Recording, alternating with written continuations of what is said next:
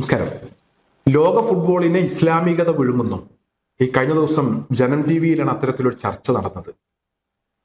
അതായത് കഴിഞ്ഞ Qatar world കപ്പിലാണ് അത്ര ഇതിന്റെ ഒരു തുടക്കമുണ്ടായത്. ഇപ്പോഴും അത് നടന്നുകൊണ്ടിരിക്കുന്നു. അധികം വൈകാതെ പൂർണ്ണമായും ഇസ്ലാം ഫുട്ബോളിനെ കൂടെ വിഴുങ്ങും.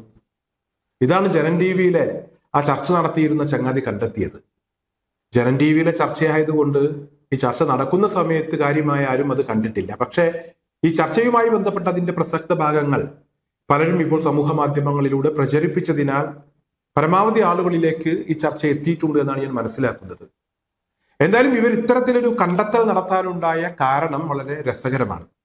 ഇന്നത്തെ കാലത്ത് ഫുട്ബോൾ കളിക്കാരാണെങ്കിലും ക്രിക്കറ്റ് കളിക്കാരാണെങ്കിലും അല്ലെങ്കിൽ മറ്റേതെങ്കിലും ഈ സ്പോർട്സുമായി ബന്ധപ്പെട്ട രംഗത്ത് പ്രവർത്തിക്കുന്ന ആളുകളാണെങ്കിലും അവരൊരു ടീം വിജയിച്ചാൽ അല്ലെങ്കിൽ ടീമിന്റെ വിജയത്തിന് ഏതെങ്കിലും ഒരു കളിക്കാരൻ കാരണമായാൽ മാൻ ഓഫ് ദി മാച്ച് ഒക്കെ കിട്ടിയാൽ അത് കാമുകിക്കും അതുപോലെ തന്നെ കെട്ടിയോൾക്കും മറ്റുള്ള ആളുകൾക്കും ഒക്കെ സമർപ്പിക്കുന്ന ഒരു കാലമാണ്.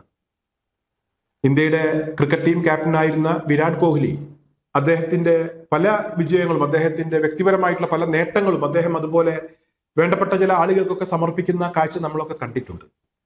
എന്നാൽ അതിന് ഒരു മാറ്റം വന്നിരിക്കുന്നു എന്നുള്ളതാണ്. ഈ വേൾഡ് കപ്പ് ഫുട്ബോളുമായി ബന്ധപ്പെട്ട് ഖത്തർ വേൾഡ് കപ്പിലാണെങ്കിലും ഇപ്പോൾ നടക്കുന്ന വേൾഡ് കപ്പുമായി ബന്ധപ്പെട്ടാണെങ്കിലും ചില ചിത്രങ്ങൾ പുറത്തു വരുന്നുണ്ട്. ഈ ചിത്രങ്ങളാണ് ഇവരെ കൊണ്ട് ഇതൊക്കെ പറയിപ്പിക്കുന്നത് എന്നുള്ളതാണ് ഏറ്റവും രസകരമായിട്ടുള്ള ഒരു സത്യം. അതായത് ഈ കഴിഞ്ഞ ദിവസം മൊറോക്കോ നെതർലാൻഡ് കളി, ഈ കളിയിൽ മൊറോക്കോ വിജയിച്ചു. മൊറോക്കോ വിജയിക്കാൻ കാരണക്കാരനായിട്ടുള്ള ആ ഒരു കളിക്കാരുണ്ട്. ആ കളിക്കാരന്റെ പേര് ഇപ്പോൾ എന്റെ മനസ്സിൽ ഓർമ്മ വരുന്നില്ല. എന്തായാലും അദ്ദേഹം ഒരു പെനാൽറ്റി കിക്ക് എടുത്താണ് ഈ വിജയ ഗോൾ നേടിയത്. ഈ വിജയ ഗോൾ നേടിയ ഉടൻ തന്നെ അദ്ദേഹത്തിന്റെ മാതാവിനെ പോയി കെട്ടിപ്പിടിച്ചു. ആ ചിത്രങ്ങൾ സമൂഹ മാധ്യമങ്ങളിൽ വൈറലാണ്. എന്തായാലും ഈ ഒരു ചിത്രമാണ് ഇവരെ കൊണ്ട് ഇതൊക്കെ പറയിപ്പിക്കുന്നത്. ഇനി ഇവരെ ആരാണ് ഇവിടെ എന്തുകൊണ്ട് അദ്ദേഹം സ്വന്തം മാതാവിനെ കെട്ടിപ്പിടിച്ചു, മാതാവിനോടൊപ്പം ആ ആഘോഷം പങ്കുവച്ചു എന്ന കാര്യമൊക്കെ പറഞ്ഞു മനസ്സിലാക്കുന്നത് എന്നതിനെ കുറിച്ച് ആലോചിച്ചിട്ട് ഒരു പിടിയും കിട്ടുന്നില്ല. പടച്ച തമ്പുരാൻ കഴിഞ്ഞാൽ പിന്നെ സ്വന്തം മാതാവ് തന്നെയാണ് വലുത്.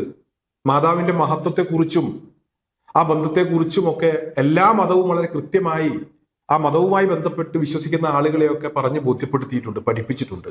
ഇസ്ലാമും അങ്ങനെ തന്നെയാണ്. എന്തായാലും ഇതൊന്നും മനസ്സിലാകാതെ അത്തരത്തിലുള്ള ചിത്രങ്ങളൊക്കെ കാണുമ്പോൾ ഇവരെ കൊണ്ട് ചില കാര്യങ്ങളൊക്കെ പറയിപ്പിക്കുന്നു. അതായത് ഇവരെ നോക്കി മറ്റുള്ള ആളുകൾക്ക് ചിരിക്കാനുള്ള വക ഇവർ തന്നെ ഉണ്ടാക്കി കൊടുക്കുന്നു എന്നുള്ളതാണ്. മറ്റൊരു പ്രധാനപ്പെട്ട കാര്യം, ഈ ലോകകപ്പ് ഫുട്ബോളുമായി ബന്ധപ്പെട്ട് ഇപ്പോൾ നടന്ന ഈ ഒരു മത്സരവുമായി ബന്ധപ്പെട്ട് മൊറോക്കോയുടെ കോച്ച് അദ്ദേഹം ഈ പെനാൽറ്റി കിക്ക് എടുക്കുന്നതിന് മുമ്പ് അദ്ദേഹം ദൈവത്തോട് പ്രാർത്ഥിക്കുന്നുണ്ട്. ദൈവത്തോടാണ് പ്രാർത്ഥിക്കുന്നത്, കൈ ഉയർത്തിപ്പിടിച്ച് പ്രാർത്ഥിക്കുന്നു. ഓരോരുത്തരും ഓരോരോ രീതിയിലാണ് പ്രാർത്ഥിക്കുന്നത്. ചില ആളുകൾ മുട്ടുകുത്തി നിന്ന് പ്രാർത്ഥിക്കും, ചിലർ കൈ ഉയർത്തി പ്രാർത്ഥിക്കും, മറ്റു ചില ആളുകൾ കൈ കൂപ്പി പ്രാർത്ഥിക്കും. എന്തായാലും പ്രാർത്ഥിക്കുകയാണ് ചെയ്തത്. ആ പ്രാർത്ഥിച്ചതും അതുപോലെ തന്നെ പരിശുദ്ധ ഖുർആൻ വാക്യങ്ങൾ ഉരുവിട്ടതും സർവശക്തനായ ദൈവത്തിന് നന്ദി പറഞ്ഞുകൊണ്ട് സാഷ്ടാംഗം പ്രണാമം അർപ്പിച്ചതും, അതായത് സുജൂദ് ചെയ്തു ഗ്രൗണ്ടിൽ.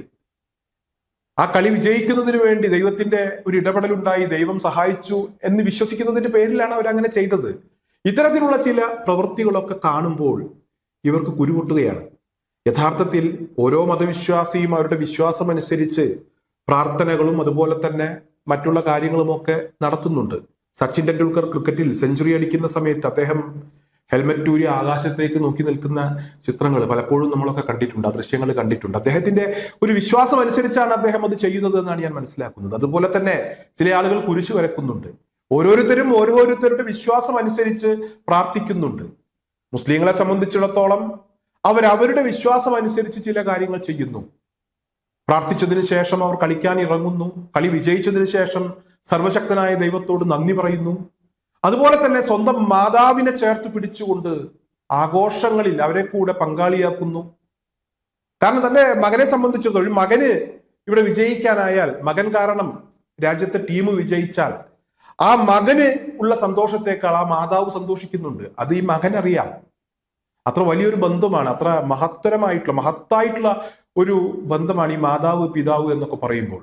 ഇത് മനസ്സിലാക്കാതെയാണ് ഇത്തരത്തിലുള്ള ചില സംഭവങ്ങളുടെ അടിസ്ഥാനത്തിൽ പുതിയ ചില കണ്ടെത്തലുകൾ സംഘപരിവാരങ്ങൾ ഇപ്പോൾ നടത്തിക്കൊണ്ടിരിക്കുന്നത്. എന്തായാലും ഇവറ്റകളെ ആരെങ്കിലും കാര്യങ്ങളൊന്ന് പറഞ്ഞു മനസ്സിലാക്കണം എന്ന് മാത്രമാണ് എനിക്ക് ഈ ഒരു അവസരത്തിൽ അഭ്യർത്ഥിക്കാനുള്ളത്.